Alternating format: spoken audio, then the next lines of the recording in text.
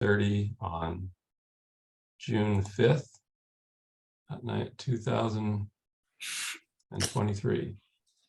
And hope you all had a good weekend. Definitely. You? Great. Yes. Not too bad. Yes. Good. Getting the garden going. So that's been my project. So shall we start with, have you had a chance to review the minutes of the last meeting? I have. Yeah. Is there a motion to accept? The only thing I thought maybe we should correct, I mean, there's a bunch of, little nitpicky typo stuff, but on page 3, there was a motion under the food pantry services put forth by Bib. And I thought we ought to just correct that one to Bob. All the rest is irrelevant. An important typo to correct there. Who's Bib? Yeah. I often wonder that myself. All right. Is there a motion to accept the minutes as amended? So move. All right. This motion's been made and seconded. And if there's no further discussion, we'll bring it to a vote. All in favor, Bib? Aye. Aye. Rick is aye. And the motion I have carries. to say, during town meeting, when the moderator kept calling you Brother Andrew or Brother Baker, I laughed every time. That's right. From I his, testify.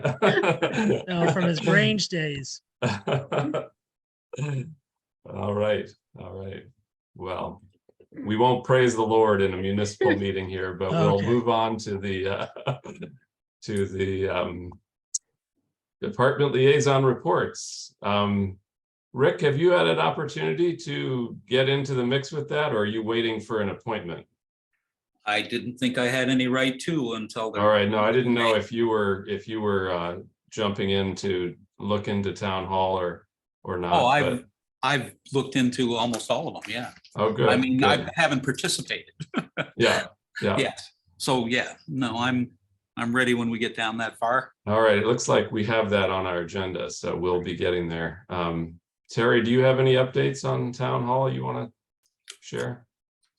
They paved Bridge Street today. That was exciting. I saw that, Just the yeah. base coat.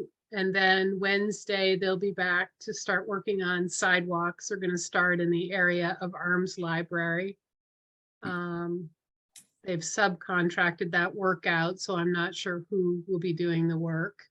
Interesting. And it was a quiet week from what I'm told at town hall, so that I'm grateful for. And haven't heard any more on the elevator, so I'm hoping any day now they'll walk through the door with parts in hand. All right. Bob, any updates from your end? Yes, Peckville Road and East Cemetery Road was paved this past Friday. Those all came out good.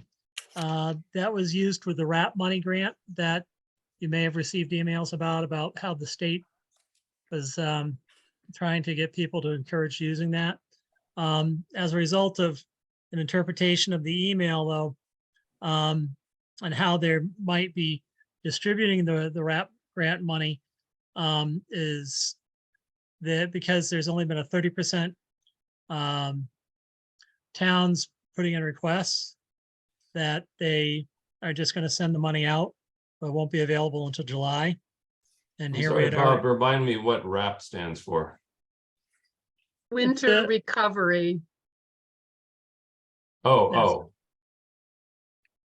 And is so- this something that is accessible every year, or is this a one-time thing, or?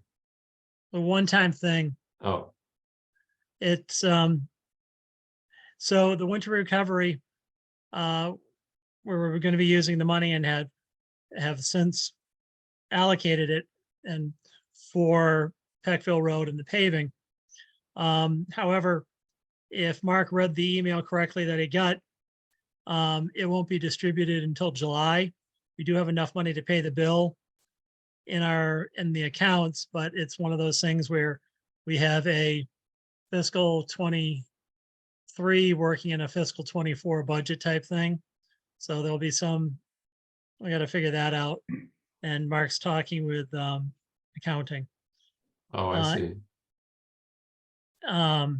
So in addition, it's not the highway department, but through the emergency management director, he and the police chief and the two fire chiefs, Herb and John, are working with the Mohawk Trail School to create a class for this coming fall semester where they're going to talk about emergency services and the various roles. And it's going to be a 15-week class. So they're going to be up at the school interacting with the students, having them learn about the various aspects of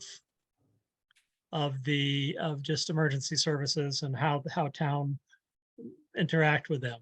So that's kind of an exciting project they're working on for this coming fall.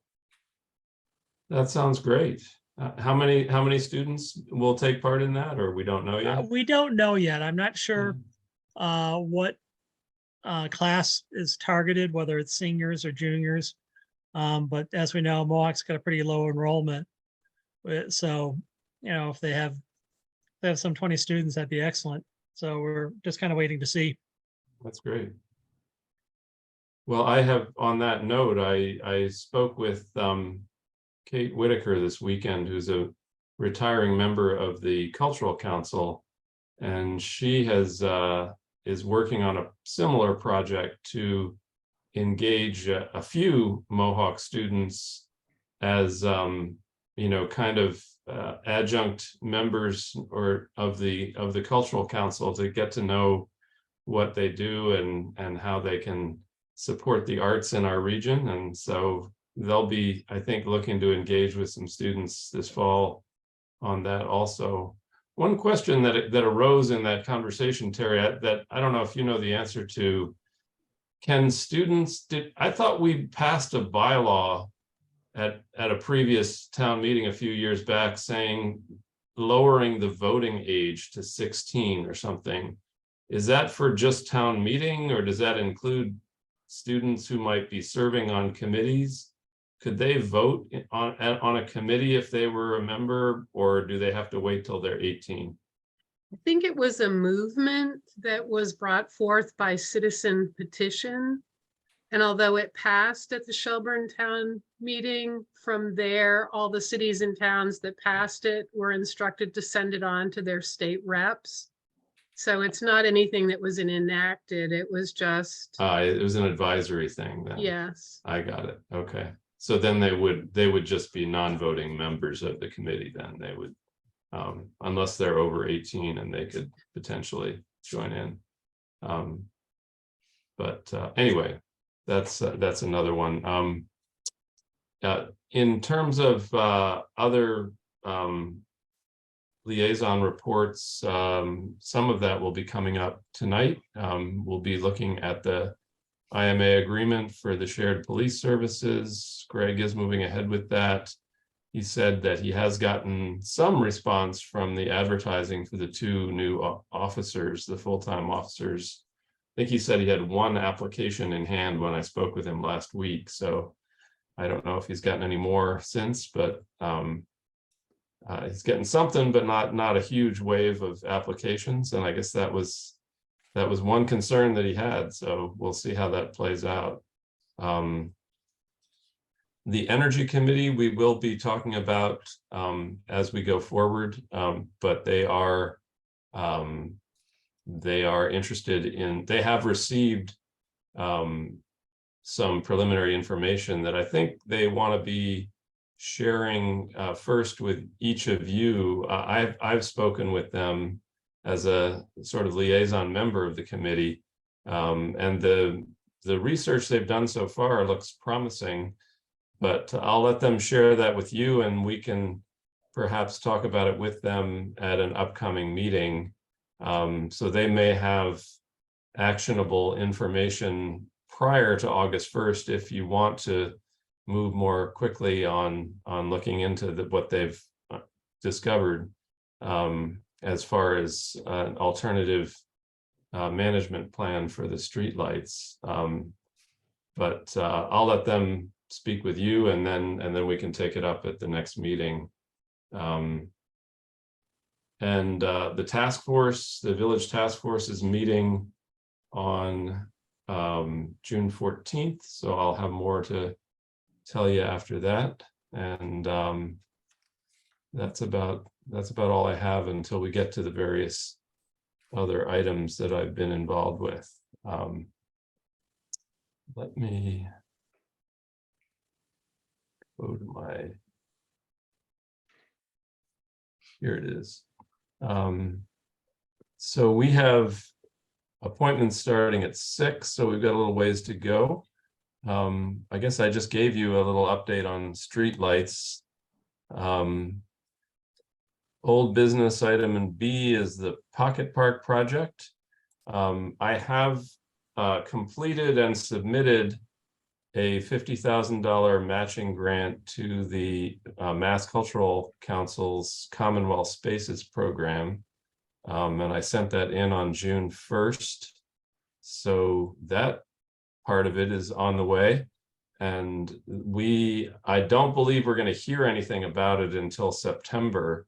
So we'll just have to sit on that until then.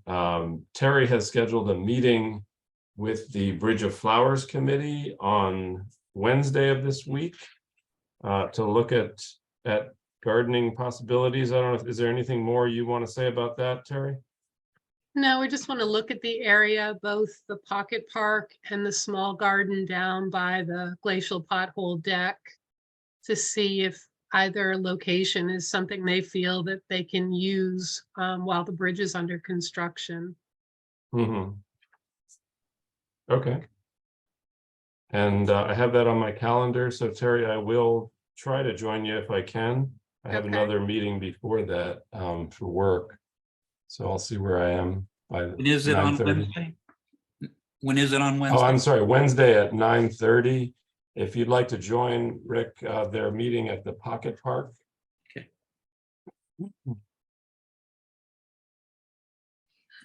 And I don't have anything more on the Pocket Park. I guess we may be talking with Whit Sanford, and I will have more to say about matching funding as we go ahead, since the 50,000 is a matching grant, so we need to come up with another 50,000 in order to utilize that funding. And I proposed 3 different funding sources for the match in the grant.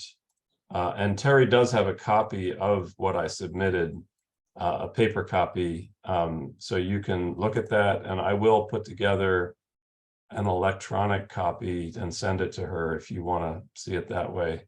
But the 3 sources that I mentioned in the grant application, the largest one that I'm proposing is to use Community Preservation Act money. So that program for us begins on July 1st. One of our committee reorganization projects is to develop a community preservation committee for the town. And that would be one of the proposals a proposal that I would be presenting to that committee for the town to consider. It would have to be reviewed and approved by the committee and then recommended to town meeting in order to go forward. So that's kind of the timeline for that whole project. And then the other 2 smaller matching sources that I proposed, one was $7,500 from the cultural district funding, which is an annual appropriation that we receive. And the other is, I'm sorry, that's my phone. The other is a potential to use some ARPA funding. We have a total of $29,000 remaining in unallocated ARPA funds.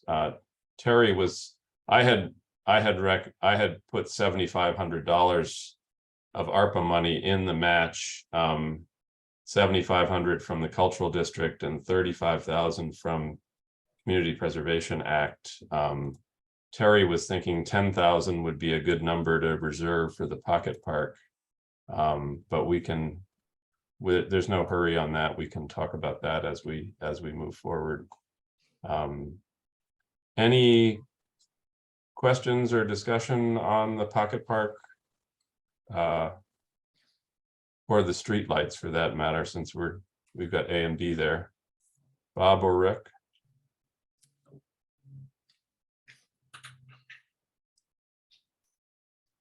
Nothing there? No. Okay. Nope, I'm good. All right, that's all I've got on those two. Anything new on the West County Senior Services District? No, No. And on the Franklin County Tech School? no. And on the relocation of the Veterans Memorial?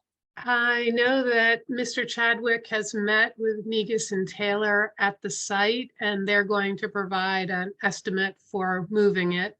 Great. He was also asking about the relocation of the flagpole. And I've reached out to Greg to see if the police department would like a flagpole at their municipal building. They have 3 flagpole type structures on top of the building. But it might be nice to have a flagpole right by their sign that's illuminated. I thought they already had a flagpole out by the road. They don't? They don't. They just have these 3 pole looking structures on top of their roof. But Greg maybe has that's no what I've been interest. Catching my eye. I don't know. Yeah. Yeah, I think that seems sensible to offer it to them. And if they don't want it, it sounded like they were thinking about offering it to the Historical Society. Yeah, the Historical Society does not want it. Oh, okay. Cowell Gym was another possible location, but I explained to Les that every time there is a flag lowering requirement, somebody has to take care of that, lowering and raising it back up. So I don't think Cowell Gym would be ideal. Right.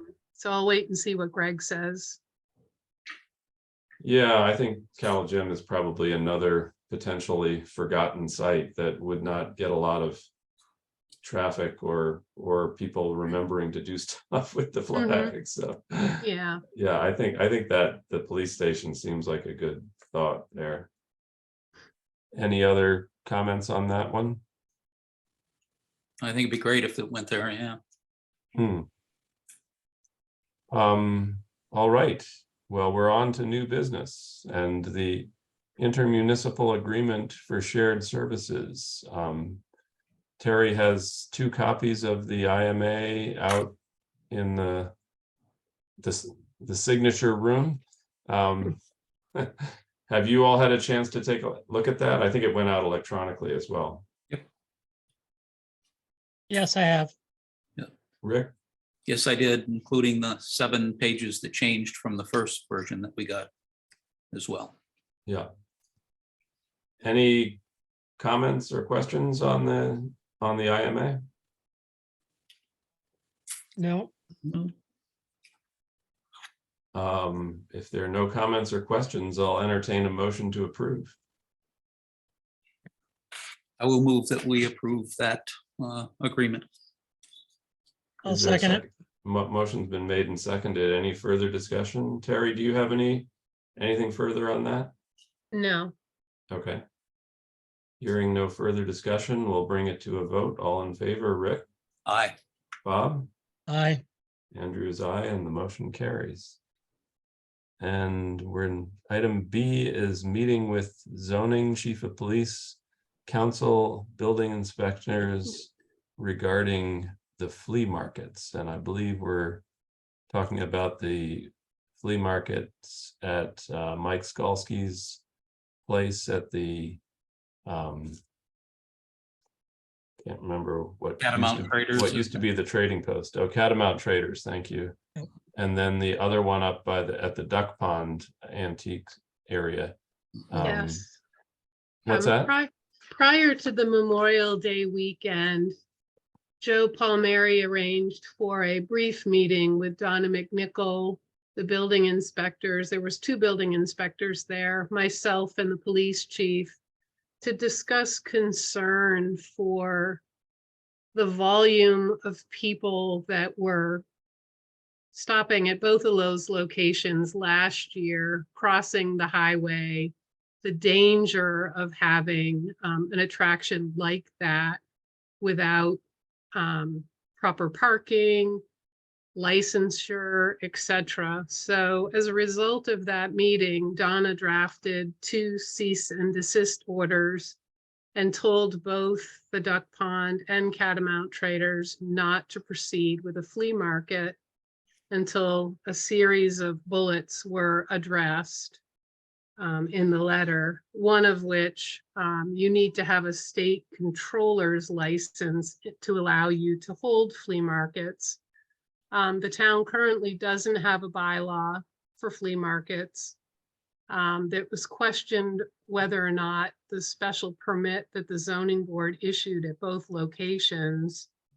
The zoning board chair believes that the special permit was specific to an indoor retail operation and not to roll over onto the grounds of either property. So Donna is suggesting, I believe both parties went ahead with their flea market plans, regardless of the letters that they received in hand.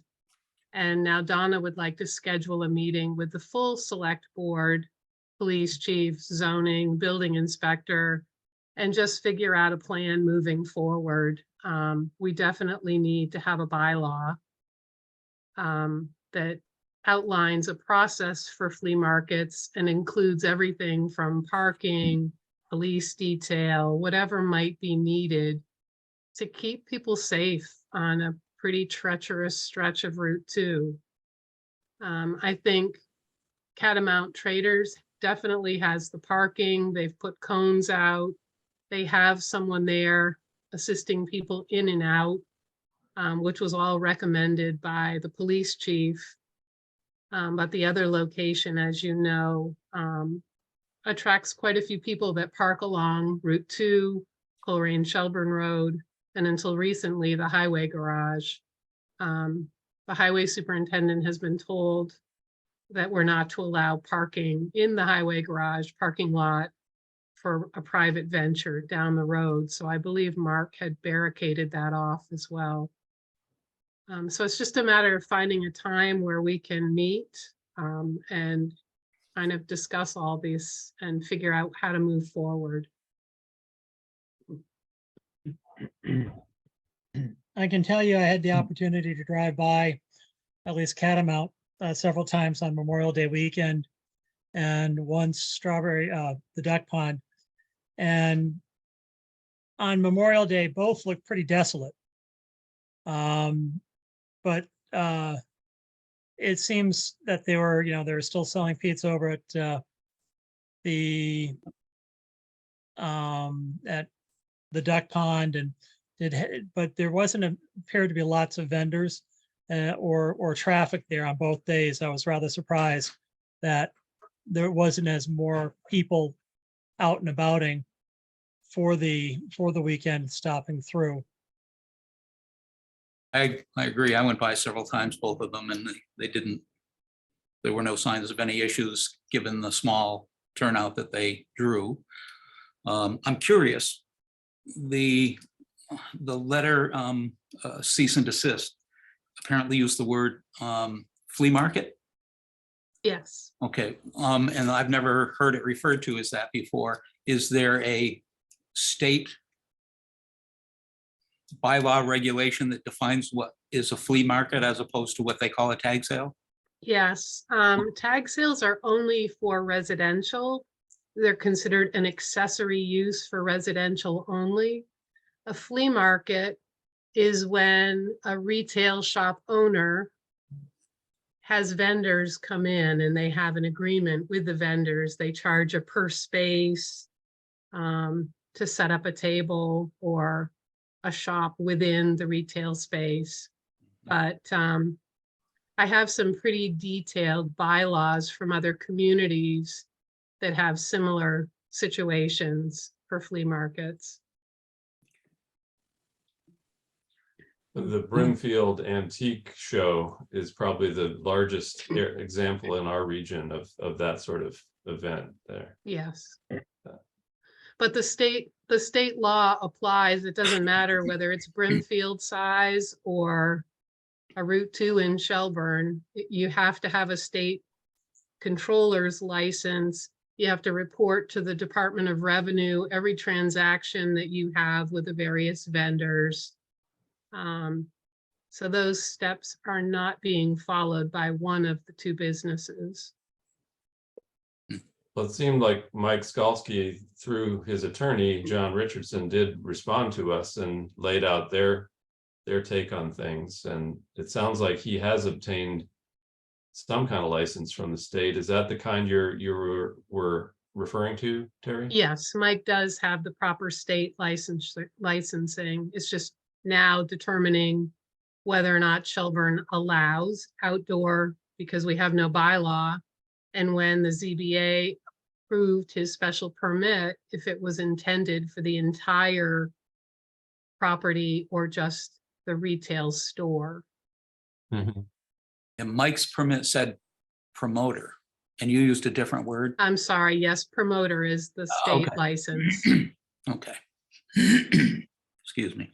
And Terry, if we were to create such a bylaw in town, would that be the work of the planning board or somebody else?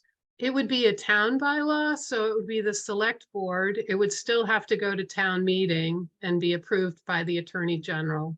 No, I'm talking about like the drafting of the bylaw. Is that something we would take on or they would take on? Or who? Yes, using templates from the other communities. It's pretty straightforward, the definitions and so forth. Oh, okay. I just didn't know that. Typically, it seemed like the planning board has taken the lead on bylaws, so I didn't know if that was in their court or if that's something we would do or somebody else would do. Planning board is specific to zoning bylaws. The select board create the town bylaws. Okay. We got a couple minutes before 6. We should look at, is there a time you all can set that meeting? Is that the purpose of that item tonight? Yes. Do you I've have got my a calendar. recommendation, Terry?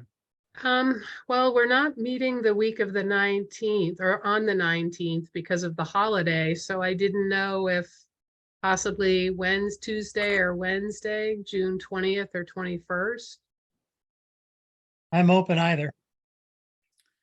I have a credit union board of directors meeting at 5:30 on the 21st, but I'm clear on the 20th, Tuesday.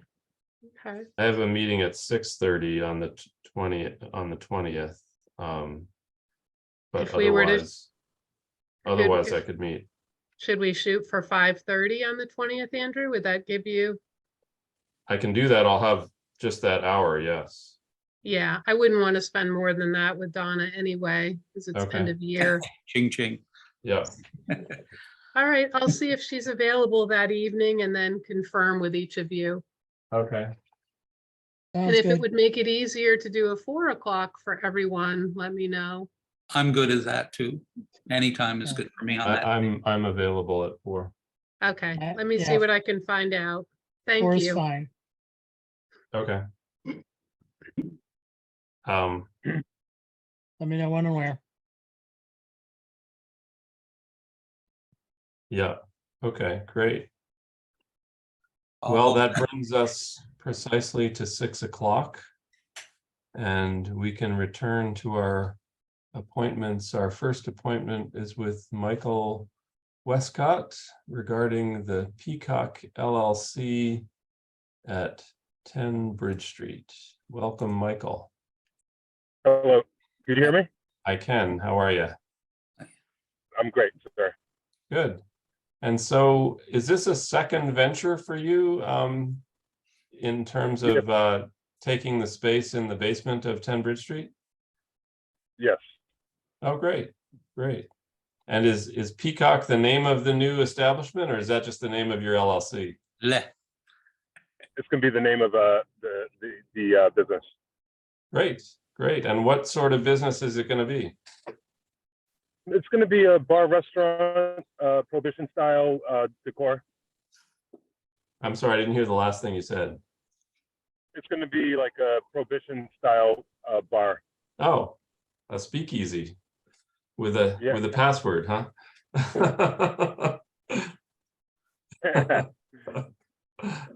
Good, good.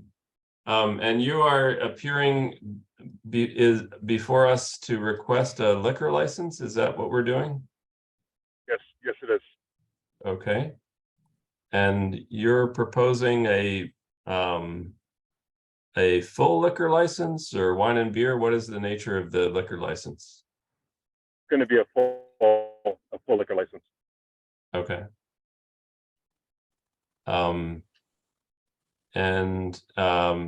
Terry, do you have more you want to add to the discussion at this point in terms of where we are in that process, or? I have the full application in front of me, and if approved this evening by members of the select board, I would submit it to Boston for their review and approval. Okay. Is there an allocation town by town of how many licenses we still have? Yes, we still have, Okay, yes. great. Are there questions or comments from the board? Or before I open for questions and comments, Michael, do you have more that you want to say about the application or about your business? Not really. It's pretty straightforward. Bar, restaurant. And you're currently operating the business across the street then? Yes. So you have many years of experience in the restaurant business, and have you run a bar before? I have actually. Okay. Many years ago, before Gypsy, I had an establishment in the Berkshires. Okay. Okay. So you have experience selling liquor of all kinds to patrons then? I mean, Yes. beyond And just. then I also had Go ahead. I also had a wine bar in Northampton that I recently sold. Oh, okay. Great. So questions or comments from the board? So Terry, from the previous restaurant was that liquor license surrendered? Yes, So it's reissuing to the same location, but under all new management and things of that nature. yes, it's an entirely new license transaction. It's not a transfer. Okay. It's for the lower level, right? Of 10 Bridge? Yes. Yeah. Yes, I think the upper level is Boswell's Books there. Right? it is. Isn't there something in the lower level right now, though? Seems like there was a business name on the door. There's a when I business walked by. called Salsa, I think, that did not reopen after the Okay. pandemic. Is that Okay. right? That is correct. Yeah. Gotcha. Gotcha. It's good with me. Okay. Bob, any questions or thoughts? No, as long as Terry's happy with the paperwork being submitted completely, I'm happy to move forward. Great. And Michael, what is your general plan in terms of hiring staff and opening up? Well, as soon as the license gets through, I should be able to open. Hopefully, it'll be in July. And I have some staff on the back burner for my previous venture in Northampton. Oh, okay. And those people have all done the tips training and other stuff like that? Most of them, yes. Okay, so you're experienced with all that part of the Yes. liquor vending business. Yes. Good. If there are no other questions or comments from the board, I will entertain a motion to approve the liquor license request from the Peacock LLC. You made it easy. So moved, All right. as you stated. Is there I a will second? second. All right, the motion has been made and seconded. Is there any further discussion? Is the person here Ann Belly. Are you here in regard to the liquor license? No, we're next on the agenda. Oh, okay, okay. Didn't know if there were others who wanted to weigh in here. But if there's no further discussion, we'll bring it to a vote. All in favor, Bob? Aye. Rick? Aye. Andrew is aye, and the motion carries. And you're off to your second restaurant in Shelburne Falls. Good luck, Michael. Yay. And you've done a wonderful job with the Gypsy Apple, and we're grateful that we have such a high quality restaurant in town. And I have no doubt that the Peacock will be an interesting and fun place. Yes. Well, thank you so much. All right. Good luck. All righty. Well, good Thank you. luck, Michael. Thank you so much, guys. Yeah. All right. Bye-bye. Bye. Bye-bye.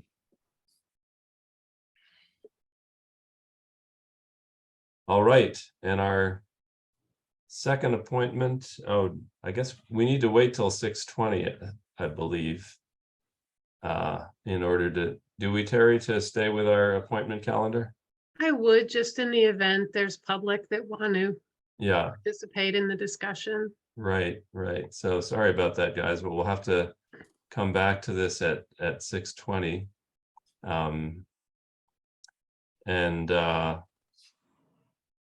So did we finish on the flea market question? We did. No.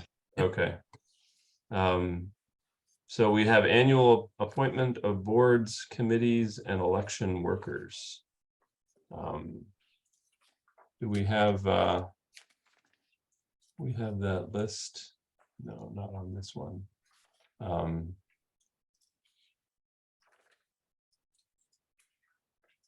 Let's see.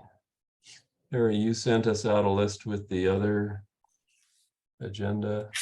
I did. It was in your material packet. Yeah, no, I was just reading. Here it is. Okay. I was using your updated agenda.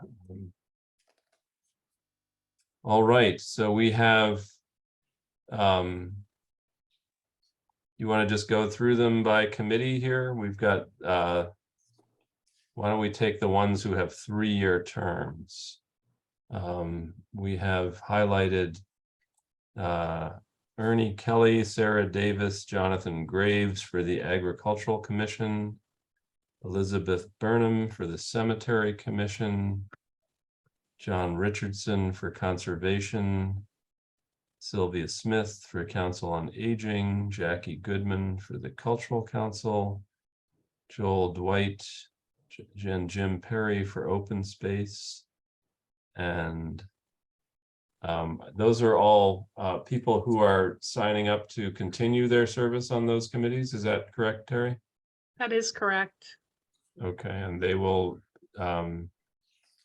is there a motion to nominate or appoint these people so named for 3-year terms to the committees I've identified? As a batch, also move. Okay, is there a second? Bob, are you willing to second that one? Didn't realize I was on mute. Yes, I'll second. Okay, this motion has been made and seconded. Is there any discussion? Hearing none, we'll bring it to a vote. All in favor, Rick, Aye. Bob, Aye. and the motion carries. And Andrew says aye too. We have nobody who needs to be appointed or reappointed in the 5-year category. And then we have all of the folks listed in the 1-year term category. Do you want me to read them out, or should we just take them as a group? The group's fine with me. I've studied them. Okay. Is there a motion to accept the nominations for appointment to 1-year terms? I'll move that we appoint the 1-year terms as presented on the list. All right. Is Second. there a second? The motion has been made and seconded. And Terry, just as a point of information, that includes staff as well, the highway super and all the police officers, reserve officers, et cetera. Yes. Okay. So that's everybody all the way down to electrical inspector, Tom McDonald, is being nominated for a one-year appointment. Both committee members and staff members. If there's no further discussion, we'll bring it to a vote. All in favor, Bob? Aye. Andrew is, Rick? Aye. And Andrew is aye, and the motion carries. Good, so we have 1 year and 3 year appointments, and we'll revisit the 5 years next year, I guess. And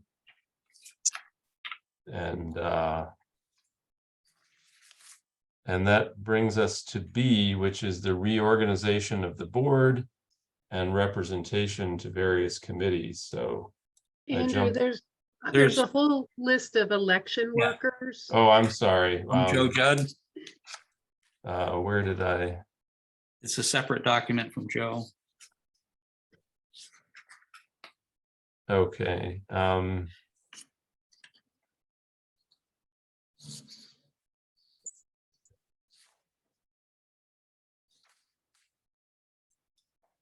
And while you look for that, did we skip over the 1 year terms at the beginning of the previous sheet when we jumped down to the 3 year? Those don't need to be dealt with? They do. I just assumed they were lumped into the 1 year. Oh, okay. And just Rick, while you're looking at that, since I'm looking at the other one, who is in that group that I didn't mention? The first group on the list included 1 year terms for the Technology and Cable TV Advisory, and there were 4 people there. Michael Duffy Chair, Craig Miller, James Boheimer, and Holly Wadman. Mhm. The Emergency 9/11 Coordinator, John Taylor. Emergency Management Planning Committee, Director, Tom Williams. Police Department, Greg Bardwell. Fire Department, John Taylor. Superintendent of Streets, Mark Shippey. Board of Health, Ron Kelter, Fred Vore. Shelburne Falls Fire Department, Herb Guyette. Select Board Representative Bob Manners, Town Clerk Joseph Judd. Member at Large Penny Spirance, Deb Quinto, and Chris Myers. Sorry if I butchered that previous name. Catino. And it was what? Catino. Wow. Catino. Okay. Deb Catino. And I'm Catino, not sure. yeah. Has Chris gave his resignation, because I knew he was moving out of town. That's a good point. What happens once these appointments are made is that each one receives a letter saying, will you accept? So if Chris is not wishing to accept or he's moved from town, I'll learn about that at that point. But you're right, Okay. I believe his house did so. So continuing on that 1 year term list, Andrew, is the Energy Committee with Tom Johnson Chair, Pat Stevenson, Emily DeVoto, yourself, Andrew Baker, and Greg Jeff Botner. And the Bettner, la- yeah. Bettner. And the sewer commissioners, Andrew Baker and Matthew Marchese. Yeah, That's all. great. So I didn't know they were on the previous list because you gave a starting point and an ending point in the previous Yeah, couching of them. So we should. well, do- we can take another vote, or we can just note that they are included in the 1 year batch that we approved. That's good with me if that can work, Terry. Yes. That's Okay. fine. Great, thank you, Rick. I am not finding my email. Did I get an email from Joe? Is it under town clerk? I think No, Terry- it should have been in the packet that Yeah. I sent. Oh. Okay. Oh, I'm sorry, maybe I just didn't go down far enough. Let's see.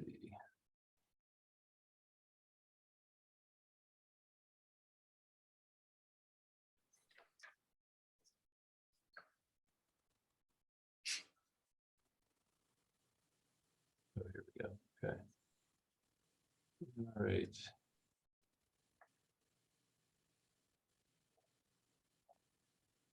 Oh, I'm sorry. I just wasn't scrolling down. Okay.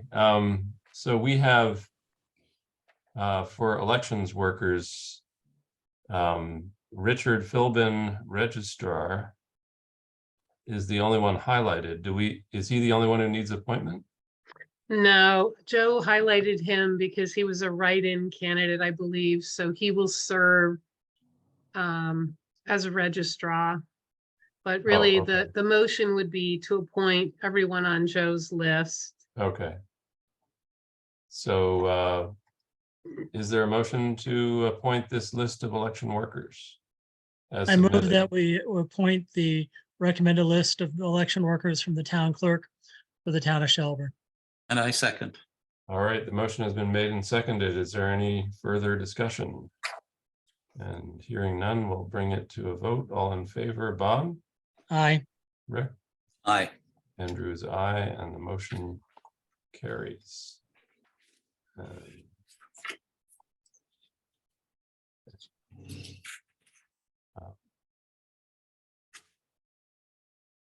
Do we have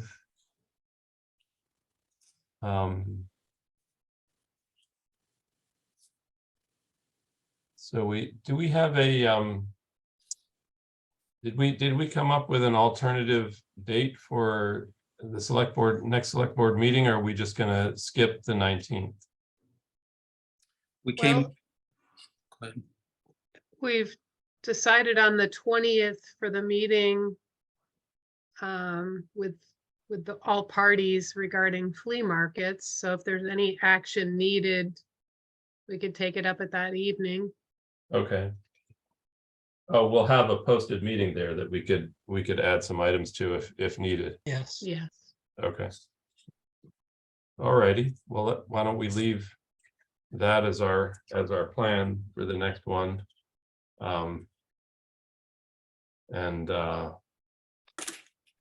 We're just about back to 6:20 here.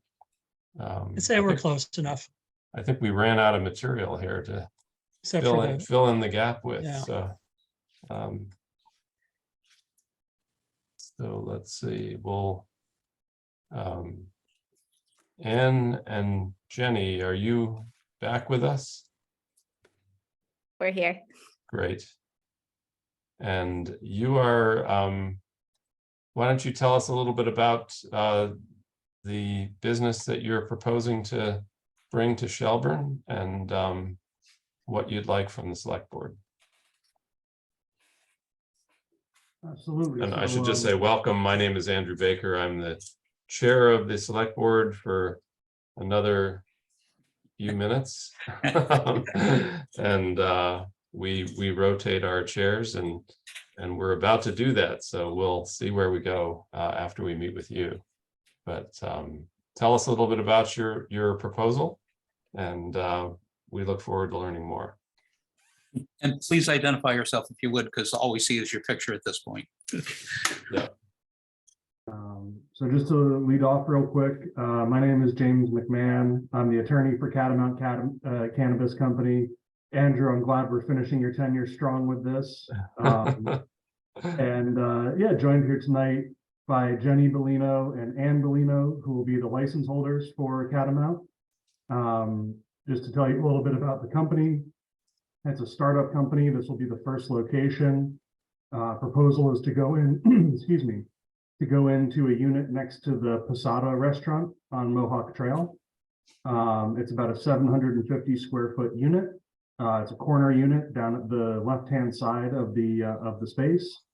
And just wanted to take tonight. We're working with Terry, who's been a fantastic help to help us navigate everything. Also working with Faye over at the ZBA and making our way through town. We wanted to take tonight to introduce ourselves to the board and tell you a little bit more about the project and just sort of have this be a more informal discussion before we start the formal application process. So Ann and Jenny, I'll kick it back to you guys if you don't mind giving a little biography, and then I can get into sort of the technical aspects of things. I'll go first. Hi, I'm Anne. So I've worked in marketing specifically for retail for the last, actually, it's been about exactly 10 years now. Our husbands actually entered the cannabis business in 2018. And so, and then Jenny has, I'm sure she'll tell you about herself too, but she has some marketing experience as well. And so we got a little taste of the cannabis industry from our husbands, and with our backgrounds, we thought this might be a good time to try a retail establishment. Yeah, and hi, I'm Jenny. So I'm Anne's sister-in-law. These are our husbands who are brothers, so very much a family business. They got into cannabis in 2018, so we're very familiar with the process. We did it all with them before. So this seems like a great opportunity. Anne's from Shelburne, so we're really excited to kind of join the team. We're really envisioning something that's small with like a country store kind of feeling to go with the town. Absolutely.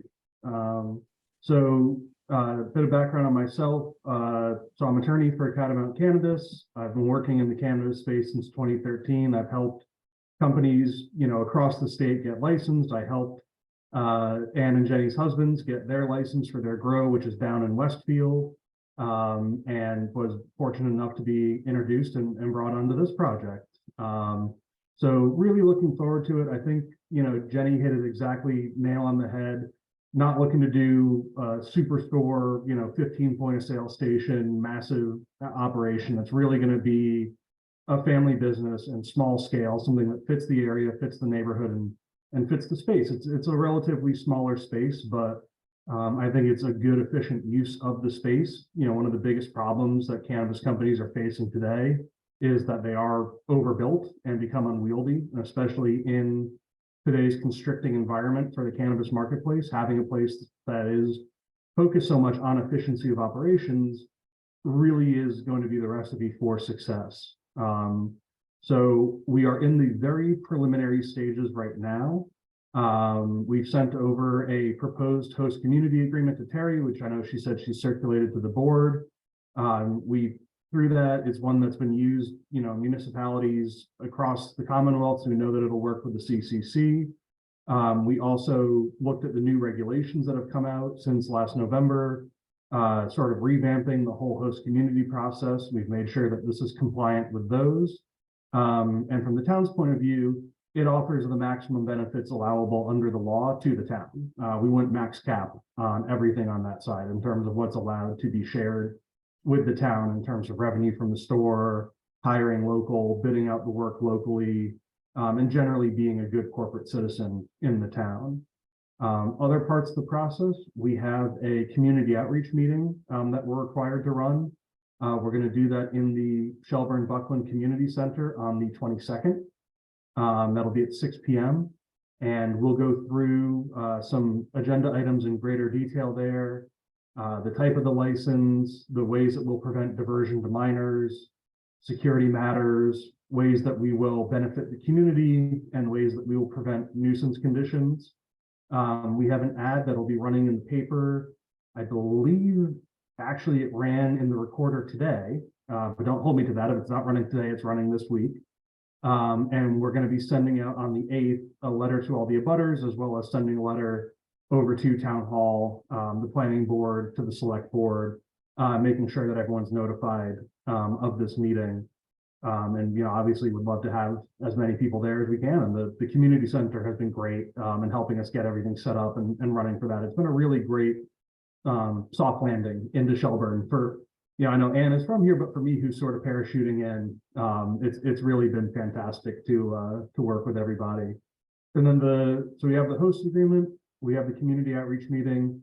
The third leg of that triangle and getting us set to put our application into the state is a special permit. We've been working with Faye on that process. She's been incredibly helpful on that side. What we're doing now, we have the narrative written. We have all of the qualitative parts of it written. We're just waiting on the plan to come back from the engineers. We're hoping that'll come back this week, and that'll let us get that application in next week. So that's coming along as well. The reason we've done it in this order, the state will let us put our application in with a signed host agreement and a community outreach meeting. And then it's a roughly 6 to 9 month process to get their review done. But while we're doing that, we can work through the special permit process, which Faye has told me is roughly a 90-day process. So that way we're not, rather than doing it sequentially and waiting the better part of a year to get things going and paying the lease for a year and everything else, we can run them concurrently, and that, saves a lot of time and saves a lot of money. So that's why we're sort of running things in this order. As Jenny had said, this is definitely a family business. Both Bellino families have worked very closely on cannabis applications before, and I'm going to help them out with that as well. So we're not anticipating any issues with the state. We're going to use tried and true methods. We're going to use proven industry standard methods. And that will be, what we do all along is say, what is the norm? What is everybody else doing? And how can we mirror that versus, let's experiment with something here and see how it works. We want this to be, user-friendly, and we want this to be a great first license for Ann and Jenny as they start building their cannabis empire. So, in terms of operations of the store, Country Store is definitely the way we're thinking about it. We're predicting 2 point-of-sale systems in the store right now. That will let us see we're targeting about 50 customers a day, with an average customer dwell time of about 10 minutes. That means you're usually going to have 3 to 4 people in the store at any given time. If anyone, has been to a cannabis store before, you have in Greenfield, I know one's about to open in Gill, they have one over in Turner's and a few in the area. But just to walk you through the process, you get ID verified at the door through video cameras, and then you come into the store and get ID verified on a scanner, making sure that you're over 21, that you're in good standing and everything on that side. You then proceed through the security vestibule to the sales floor, select your cannabis items. The point of sale system has built-in software to make sure that the purchases stay within the state limits automatically. It runs all that math for you on the back end. Customers can, talk with the bud tenders and figure out what cannabis products might be best for them. And what we've really found is it's a significant amount of repeat business. Almost 80% of customers, after that initial launch period are repeat customers, because people find that they connect. Just like when you go into any other store, you have your choice of going to 5 different wine and cheese shops or 5 different grocery stores or whatever it is. And you go to the one that you feel that you get the best service at and the one you really connect with. And same thing holds true for cannabis. It's retail like any other at its core. So people who have fantastic backgrounds in retail principles and marketing principles, that's what it takes to succeed. So the customers will make their cannabis selection. They'll be guided in that process if they want to be guided. If they're just, heading home and just want to grab a quick pre-roll on their way home, they can just do that as well. The package is verified. We make sure that everything's packed correctly, that everything's sealed, that everything's in child-resistant containers. It's then stapled shut to make sure that it stays closed and it's a closed container. And the customer is sent back out, to go enjoy their cannabis safely and responsibly at home. There's no on-site use. There's no on-site consumption. There's no cannabis open in the store. Anything along those lines. It's very akin to a package store in terms of the way that it operates. And the biggest thing out of any of this is it's a great opportunity for the town of Shelburne, because we've done market research and we've seen Shelburne residents are primarily traveling to Greenfield, but also traveling to other cannabis stores in the area. So the demand is in town, that purchasing power is in town. And we're thinking this is a great way for the town to benefit from it, from a community impact fund perspective, from a property tax and sales tax perspective, and more than anything else, keeping the community within the community, providing safe, accessible, and responsible cannabis to residents, and keeping that dollar within the community. So that's really where we are right now. Everything is in well fleshed out preliminary stages. We're getting ready to publicly launch this. I guess tonight is sort of the public launch of it, but getting ready to pull the trigger on the licensing process. And Terry was kind enough to help us set this up and get everything going so that we could introduce ourselves to the board and introduce ourselves to the town, and hopefully answer any questions that you may have. Great. Well, If you don't have more you want to add to that, I'll open the floor to my fellow board members for their questions and comments. Bob and Rick, do you have? I am all talked out, but Ann and Jenny, anything from you guys? One question I'll start with is the two gentlemen in the background, you operate, you said a grow business. That means you're growing marijuana in another location? Westfield, right? Down in Westfield. So Greg and Jeff, their husbands have a grow in Westfield, down by the airport. But that's a fully separate business. There's no crossover between the two aside from the marriages. I see. So So that's it's not not- the, Yeah. No, won't be affiliated. I mean, if their price is right, they may purchase some cannabis from them, but, and I have a feeling they'll be able to negotiate some good rates, I but see. fully separate businesses. okay. So you're not, you two are not the future staff of this retail operation then? Just No. supportive business people. Yeah, we went And through the spouses. process in 2018 and like they said, they helped us along the way, or we kind of voiced the constraints and the issues along the way, or how it took us a while to open up, but we're successfully operating in Westfield now, so it's a fun industry. Good. They're too busy to have any kind of part in this with us. So I they'll see. be doing their thing and we'll be doing our thing. Good. All right. Rick or Bob, any questions or thoughts? So you had touched on a market saturation Mhm. and your studies showing, folks from, our town traveling, but there does seem to be kind of this oversaturation. And do you feel that that is going to impact given just the location on Route 2, or is that, what is your thoughts in regards to the market saturation and longevity of the business? So to be honest, I view the constriction of the market right now as a net positive for a well-run license. A lot of the licenses that you see struggling are licenses that are in poor locations with poor traffic, are licenses that are overbuilt or oversubscribed, or licenses that are in heavy competition areas like Northampton, for instance, where I think there's 9 licenses in town. As those licenses start to pass by the wayside, obviously we wish them the best of luck, but just realities are not everyone's going to make it in the industry. That frees up the customer base for a well-run, well-put-together license. It was very intentional to pick this location and pick a space that's this size and that can be run well by a small staff.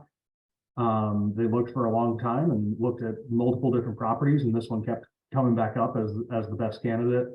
So, I don't want to say that there is a massive unmet demand for cannabis. This isn't 2018 where you saw, lines down the block and out the door and everything else like that. But there's still plenty of room in the marketplace for a well-run shop with thoughtful operators. And the biggest thing that comes down to that is your customers are driven by 2 things. They're driven by service and they're driven by value. So if you have high quality product that's at a fair price point, and you have bud tenders who really engage and understand their customers' needs, and when you walk back in the door the second time, they greet you by name and things like that, versus just the sort of, come in, grab your stuff, see you later, that model. Those are really the licenses that we see having legs and that are being successful. Well, you've done a very good job in your presentation and articulation of your business model. And also I wanted to thank you. This is our second time we've had a cannabis operation come look at the town of Shelburne. The first one didn't really want to seem to be following the zoning bylaws and things like that. And I'm assuming through your work and obviously through the special permit process, you're going to be dotting all the I's and following all the letters as accordingly, because the other one just wanted to go to a host community and kind of ignore all that. So your forthcomingness is greatly appreciated in regards to that area. Well, thank you. I appreciate that. It's, with the amount of investment in time and capital and everything else that a store like this requires, there's only one way to do it, and that's by the rules. myself being an attorney with Ann and Jenny having backgrounds in retail, and in a prior life, Greg and Jeff were engineers. Everyone comes to this from a quantitative background and says, let's make sure that every detail is squared away before we move forward on anything. Because the last thing you want to do is, put 6 to 9 months of your life and hundreds of thousands of dollars into a project and realize, oh, geez, we missed something at the foundational stage. We got to go back.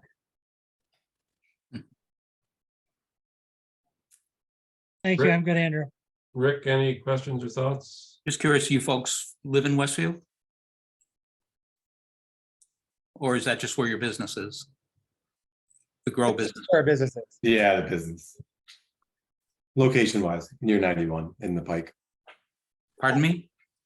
It's, good, located near 91 in the Pike, so it's good for distribution. Oh, I appreciate that for Westfield. I used to live there for Oh, yeah, it's a year cool. or so, but yeah, I was curious where you folks live.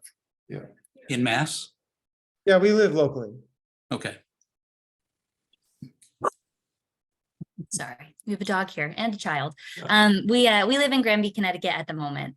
They're from the Massachusetts area, and so we're just right over the border. Okay. Oh, great presentation. Very well done. Great. Terry, do you have any questions or thoughts? No, I guess I would just ask that the board review the draft host community agreement, and then we provide our feedback to you in the next couple of weeks. Yeah, I mean, I think one large question that I have is whether or not we want to proceed in the order that you've recommended. I think, it's something we'll have to discuss between ourselves once we've reviewed your host agreement. And, I guess my initial take coming into this meeting, referencing Bob's mention of the previous applicant is that we want to see a business that is both well organized, which you seem to be, and that speaks well of your presentation, and having legal representation, and having spouses who have already gone through a bunch of these hoops with their own marijuana business. So all of that is on the plus side. And but wanting to be sure that you're in the process of establishing a viable business, and having a ZBA special permit is a big step in that direction, which represents both your investment of time and commitment and the ZBA's scrutiny of your business, which would give me a lot more confidence in then entering into a host agreement. So that's kind of where I'm coming from in this process, is wanting to make sure you all are serious and responsible actors who are prepared to go the distance on this. And it is a highly regulated business, so there's a lot of those hoops to jump into. But one question that I have in that regard, and I don't know if you or Terry can help me with this, but is a local license to be a marijuana retailer, is that a transferable asset, or is that kind of a single use sort of thing that only goes to you as long as you're running this business? So I guess that's a two-part question. So there's two sets of permissions that we need. We need the municipal set of permissions. We need the state level set of permissions. So the state license is transferable so long as you submit an application to the Cannabis Control Commission. They review the purchaser, they vet them under the same process that you go through for the initial license. And if everything meets spec, you're able to transfer it so long as the municipality, approves of the transfer as well. And, each town does it slightly differently. Just to give you, both ends of the spectrum. I just did a change of ownership in Marlborough that took about 6 months and went through every single committee in town hall that had an office in town hall. And I did a change of ownership in Pittsfield. That was one email that said, we want to sell to this person, and City Hall said, best of luck. So it's really sort of however the municipality wants to run it. But I can say from a point of view of commitment to the license, one of the things to think about from the board's point of view that Bob was speaking to is there are a lot of licenses out there and a lot of licenses for sale. So the market for transferability of the license is not as strong as it was 6 months ago, and definitely not 3 years ago. So if, you know, Ann and Jenny wanted to get into this just to buy a license and operate it, there's a few for sale in Northampton right now. They could just hop down there, you know, meet halfway between Granby and Shelburne and pick one up there pretty simply. But it really is, they want this space, they want to be in the community and want to be in this location. And to that end, you know, there's ones for sale in Greenfield, there's ones for sale in Northampton. If someone was coming in to look to buy, it's definitely a buyer's market right now. So the days of sort of getting a license, sitting on it for 6 months and flipping it have gone. The people who are opening up new licenses now are the people who are committed to owning and operating those licenses. And, you know, another thing to sort of displaying commitment to the license, just to give a bit of background, it's been about a year to get to this stage between market research, between making sure that this was really the spot, you know, that was going to have the best legs for viability of the business, and getting into a long-term lease agreement. And then it's about 6 to 9 months to get a provisional license from the Cannabis Control Commission. So again, if this was just sort of a, let's take a flyer and see what happens. Again, you could go pick up one of those Northampton licenses in about 45 days and be off and running with it from there. The fact that they are applying for a new license of its own merits and going that full process and going through all of the rigors on both the municipal and the state side, to me at least, displays a significant degree of commitment. And more than anything else, they've signed a long-term lease for that space.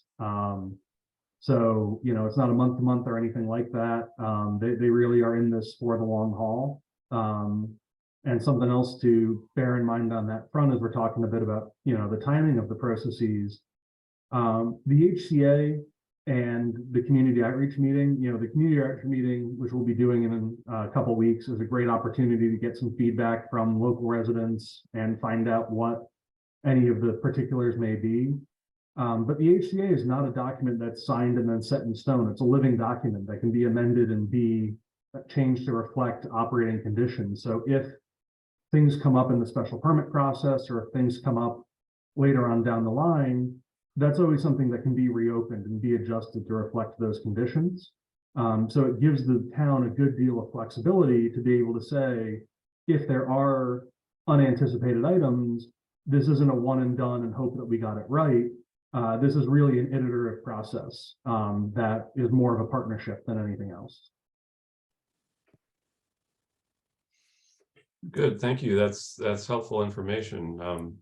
As you heard from Bob, we've had one pass at this with somebody who looked like they were in the license flipping business, and if we go through this with you, this would be our first time through as a town with a marijuana retail business. So we are new to the game as well. But I look forward to the public hearing or public meeting on June 22nd and see what my fellow Shelburnians have to say about marijuana retailing. And you know, I think unless you have more you want to add, or Bob and Rick, you have more you want to bring into this, we will you know, look over the host agreement proposal and bring it back to our next meeting. Perfect. And just a quick correction. So the ad actually runs on the 7th. So you'll see it in the recorder on the 7th. We're going to put the mailings out on the 8th. But yeah, 6/22 at 6 p.m. at the Shelburne Buckland Community Center. Great. All right. Anything else, Terry, on your end? No, I just wondered, is it unusual in a host community agreement to have it contingent on conditions set forth in a special permit?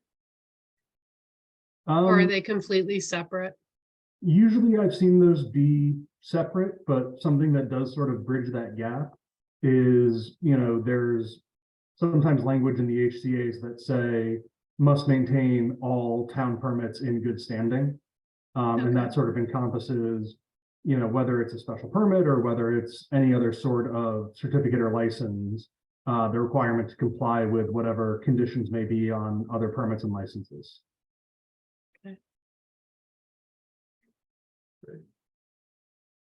Well, you made a good first impression and gave us a lot of good information to start off with.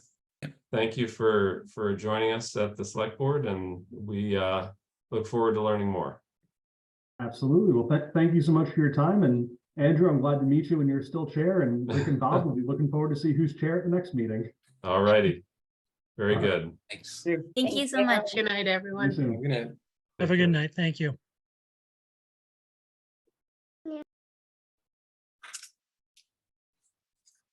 All right.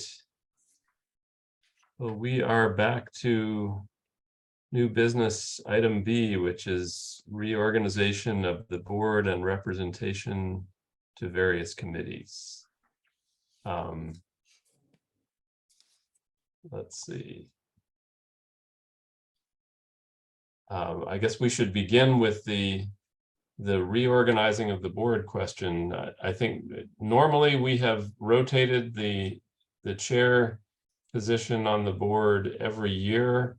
The last couple of years I have done a second pass at Margaret's request last year. And I think that ordinarily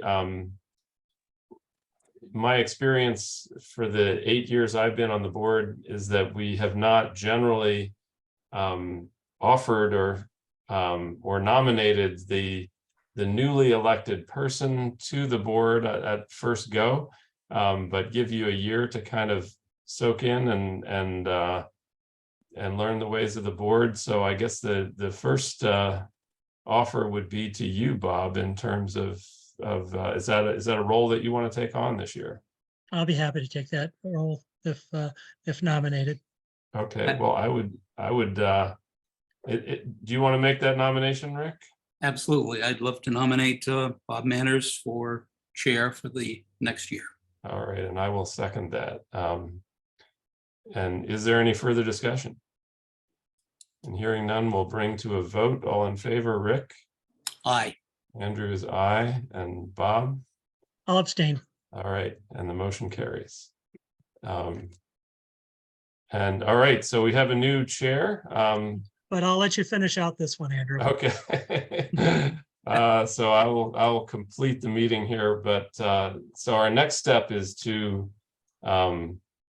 decide on the various Well, we have to have vice chair and clerk. oh, thank you. And I would move that the vice chair position be held by Andrew for the next year.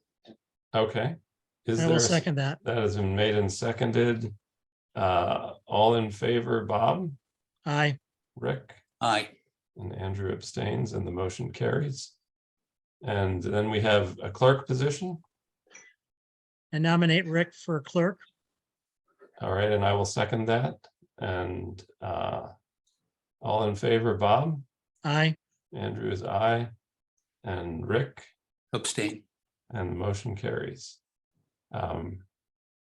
So we have a chair, a vice chair, and a clerk. And we need to have liaison roles established for each board member to the various boards and committees, and including the regional agencies that we work with, the FERCog, the Regional Transit Authority. Do we have any others besides those two, Terry? There's a whole list down below once we get past the Oh. liaisons. Veteran Okay. services and Right. FERCog. Oh, here we go. Under the department liaisons, I would love to serve as the liaison to the police. Okay. I would be happy to transfer that over to you there if you wanna take that on, Rick. I definitely would. Okay, it'll be an interesting year as Greg moves into the shared policing project there. Well, I was raised on the Buckland side and lived Yeah. on the Shelburne side, so I know a lot of people on both sides. I think I'd Yeah. be accessible and I would Well, enjoy one it. of the early projects for that will be actually appointing the 6-member advisory board. I'm sorry, the Seven member. 7-member advisory board. And so that will be a good group for you to work with as that gets underway.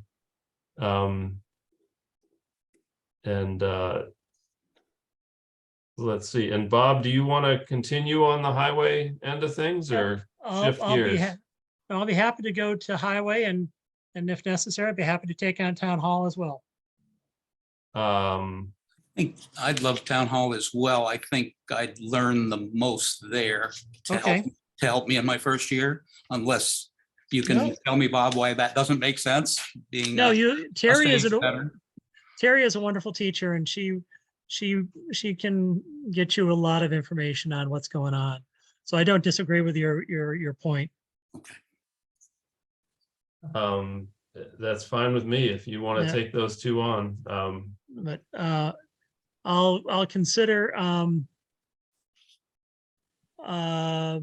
arms or the senior center. Well, let's see. Did you want me to do any of this or did you want to take these ones you- on? No, I'm just letting you know what I'm willing to do. Uh-huh. On the liaisons, if Bob's staying with highway, and I think that's definitely prudent. Andrew, would you be interested in doing the senior center? Yeah, I'm happy to go back to doing the senior. Yeah, I worked with the highway department for at least 3 years of my tenure, so I've had a round with that. You said back to, did you do senior center before then? I have not been a liaison to the senior center. I've been a liaison to the Arms Library, and I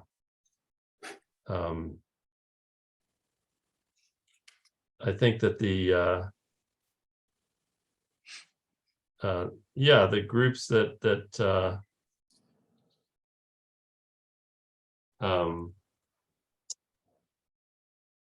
well, let's see. I don't know if you all, Bob, if you want to jump in on the senior center, you're welcome to do that. It's 6 1 half dozen the other. My time is kind of open at the moment. My destiny is still kind of out there. So Yeah. yeah, I can certainly give it a crack at it. Okay. Well, we can always revisit if conditions change. So in terms of picking up various pieces there. I think that's reasonable. So Andrew, you're not going to have a town department? Yeah, that's weird. Oh, okay, then I'll It- step back and he can have senior. It doesn't really matter to me, Terry. If I don't know, do you think it makes a difference there if I'm on one of the town departments or picking up these various committee things? I guess it doesn't matter.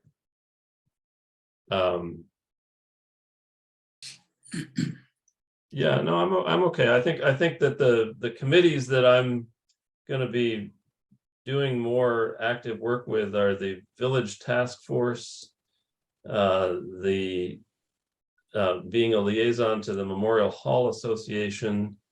I'll continue to work on the Pocket Park project, and I can be a liaison to the library group again. And then there are several others here we need to decide on if depending on what you all want to do with the regional agencies.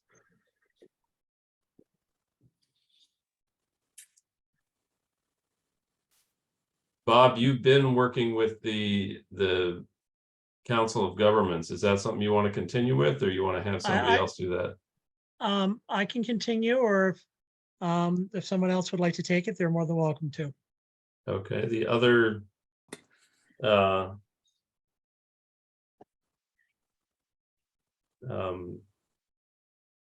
group that does meet regularly is the Transit Authority. Is that something of interest to you, Rick, or do you want me to continue on that? Bob is on that. No, he's Yeah, on the Council of Governments. He's also on the Transit Authority, according to this sheet you sent me.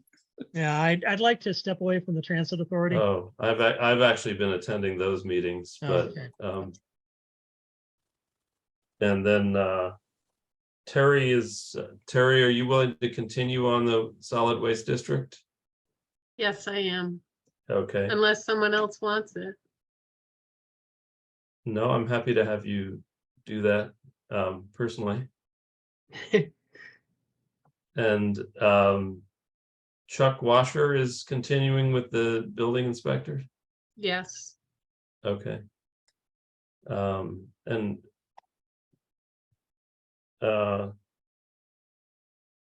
And John Wheeler on the Franklin County Planning Board. as far as I know, they have not met yet, but I will confirm that. Okay. And what about the Veteran Services? I'm willing to pick that up unless somebody else has an affinity for it. That's fine with me if you want to do that. I don't know how regularly they meet, but you Very infrequently. Every Yeah. day is Saturday for me. Good. So the only one that really wasn't decided upon is the FERCog. Who picked up Pratt? Is that what your building committee, is that what you're referencing, is the arms one? Yeah, I was gonna Okay. take that one Okay. on. Great.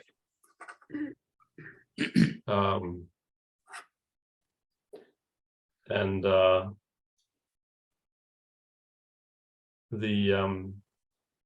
and Bob, did you say you wanted to continue on with the COG or not? I can continue, that's fine.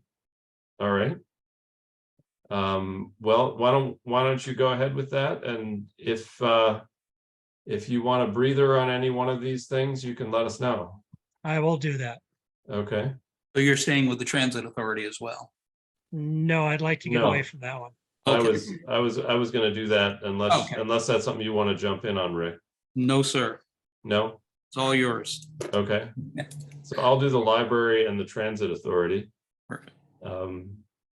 Rick, you're gonna do the police, the town offices, the veteran services, Yes. and Bob is gonna do highway and Council of Governments. And we have a motion to that effect. I And- move that we appoint, as we discussed, for various liaison roles for the select board for this coming FY '24. I will All right. second that with a question. All right, motion's been made and seconded. And what is the question? The senior center, I failed to mark. Who picked up senior center? Was that you, Andrew? I think that was Bob. Yeah, I got it. Oh, Bob. Okay. Yeah. Thank you. That's all. Good. Motion has been made and seconded. Is there any further discussion? Terry, are there any other bases we have not covered? I don't believe so. Okay. Well, hearing no further discussion, we'll bring it to a vote. All in favor, Bob? Aye. Rick? Aye. Andrew is aye, and the motion carries. And we have done our appointments. And I think we are now at do we have any other business? Is it under new business, if I may, a thought? At this point, just a thought. Perhaps we can discuss it again later, but as I observed the previous planning board meetings over the last many months, one of the things I thought might be appropriate for us to have on our agenda, where currently we just have the phrase public comments, that we flesh it out a little more as was done or is done by the planning board, and kind of qualify it a little bit. And the reason I suggest it is not to stifle public comment, but to have some ability to manage it. Where if we get 36 odd people on who all want to speak, you know, there's got to be some advance notice that there is a procedure for opening to public comment. And the planning boards is something to the effect, well, it's exactly public comments if there is time and at the discretion of the chair, which gives the chair a little bit of ability to control it and say, okay, this is happening at my discretion and here's how we're going to do it tonight. We have 30 people, we're going to give everybody 2 minutes. If you have 4 people, we're going to say, okay, you know, we'll go up to 5 minutes, or some rhyme or reason to kind of rein it in. And the purpose of this is to prevent a non-advertised public hearing, in essence, happen, which I think I've witnessed as well. And you know, if you're going to spend an hour with 36 people weighing in on a subject that the select board has handled, the rest of the town people should know that in advance, and be there to voice their opinions as well. So I'd like to put in something to the effect of that the chair would have the ability to allow public comment at the discretion of the chair, with perhaps the phraseology with time limits as appropriate. Just something rather than, okay, free for all, we're opening it up. But I don't want to make a motion at this point. I want you guys to have some time to think about it. No, I think that's well said, and probably should go as a you know, discussion item on our next agenda. With the new chair, who might be the one. Yeah, so that you executing can bring a motion, you know, that's for a posted item that's been you know, that we've had a chance to discuss. You know, I will say just you know, just by way of observation, that my observation has been that we've had, I think, just one recent occasion where we've had a significant attendance by the public, and that's been the streetlight issue.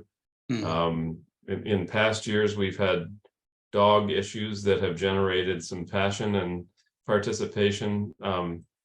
And you know, I think generally the tradition of the select board has been to advise all of the members of the public that public comment is not a discussion time. It's a time for you to share your views, and the board will hear them, but is not going to engage with you in a discussion. I would agree with that, but in the case you just cited is exactly the one I referenced, and it didn't happen under public comments. It happened under a line item in the agenda, way up the list, and then all of a sudden it was opened up to a free-for-all. Well, So that's a different matter. That's really is the discretion of the chair to engage with people who are present in the meeting on items, on posted items. And I think each chair can kind of make their own call on that. And they can either say, we're just going to discuss this as a board and hold your fire and you'll have a chance to speak during public comment. Or if the chair decides they want to hear and engage, allow the voters to engage in public discussion of a posted item, that takes place at the discretion of the chair.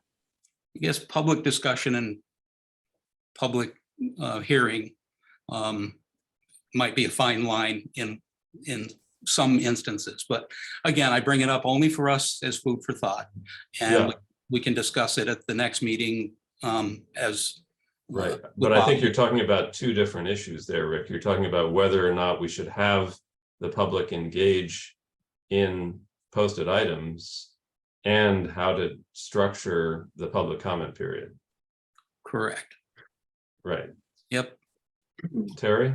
I agree in some regard. I know we were supposed to have an individual attend this evening that was scheduled, I think, at our last meeting and missed the meeting. And I told the individual it was too late to make an appointment for this evening, but she could show up under public comment, make her statement. And but I agree that I agree that public comment is not meant to slip things in a meeting that weren't originally planned for. In the past, I think we've, in rather contentious times, prior boards had limited public comment to no more than 10 minutes. That was the portion of the meeting that they would allow. But we haven't had to use such a defined mechanism in the last several years. Yeah, I was on the board when the public comment came up because there was a very contentious time that members were showing up and, badgering, for lack of better words, at the moment, and really interrupting the discussion of the select board. So we had to contain to the public comment, and that was kind of the catalyst behind it back then. And I do agree that sometimes it perhaps could get morphed into a discussion, and we have to be cognizant of that.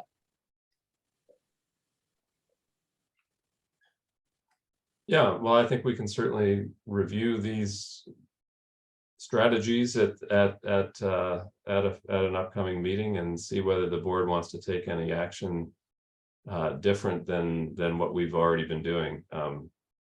We'll see where it goes. I think the people would appreciate seeing it before they sign on to a meeting, if they look at the agenda, to know that there are rules. And even if they're paraphrased and very general, I think just saying public comment kind of gives them perhaps the wrong impression. Yeah. It's why the planning board did it. I guess, I suppose there's a, there's a question of whether it's broken, we need to fix it, I guess. I would say my experience is that over 90% of the time we have this kind of meeting with no members of the public present. So it's not it's something that crops up in a very occasional fashion, and that needs some management, but it doesn't happen all that often. That's a good thing. Yeah. All right. Well, thanks for listening. Sure. Thank you. And one just sort of point of order question for you, Terry. My experience has been that we have, as a board, entertained items that are not posted under any other business on occasion. On occasion, yes. If it's time sensitive and we're not going to be meeting and it needs to be voted on or signed, then yes, but it's not something I like to do routinely. Right. But I'm just, for Rick's benefit, just to point that out, that we have every now and then we take items that are not posted items and stick them in that spot if they need action before the next meeting. Makes total sense. Yeah. Good. Do we have any correspondence? Nothing other than the letter that Attorney Richardson had sent regarding flea markets. Okay. And you all had a chance to see that? Yes. Great. Any other? We're now at public comment. So being my last act as chair here, I will limit public comment to just 5 minutes each. So. Well, I got to say, as chairman, your command, knowledge of the facts, of the bazillion balls you have juggling in the air that you can keep track of, you've done a heck of a job. Oh, well, thank you, Rick. And thank you for joining the board. And now that you're fully vested in in liaison roles and things. I look forward to working with you in the year ahead. I think Thank you. Same here with both of you. we're off to a good start. Very And, well. Great.